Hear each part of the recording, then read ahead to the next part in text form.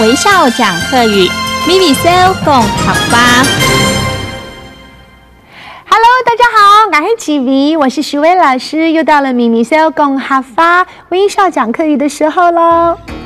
我们古人说读万卷书，行万里路，客家人是这么讲的：“Tok van卷书，行万里路。”我再念一次哦，要不要跟我试试看呢？“Tok van卷书，行万里路”，也就是说呢，你读好多书，就好像走了好多路一样。英文有个类似的说法，一个很有知识的人呢，他们会说他是个会走路的字典哦 ，a walking dictionary。所以我们多读书啦，就好像可以多旅游一样。知识有平面有立体的咯，平面的可以从书报上面获得，立体的呢，其实要自己亲身去体验咯。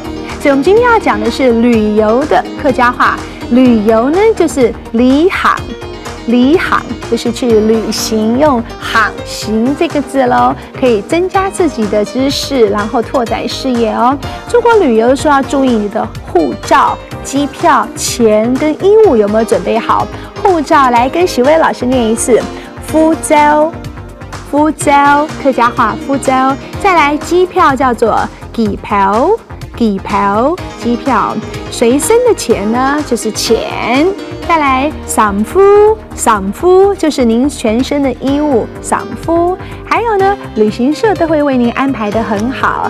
旅行社客家话是说旅行社，旅行社也就是 traveling agency 的意思，旅行社，旅行社咯。好，我们看看这句话怎么说。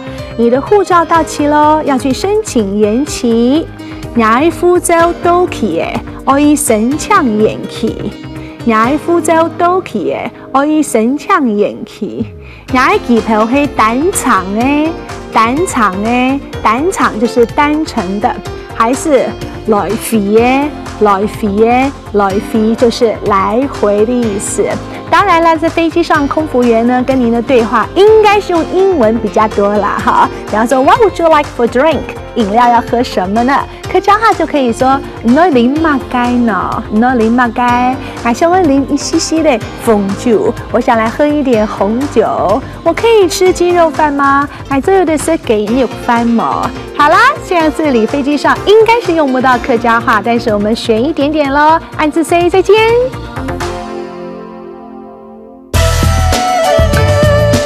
行政院客家委员会策划。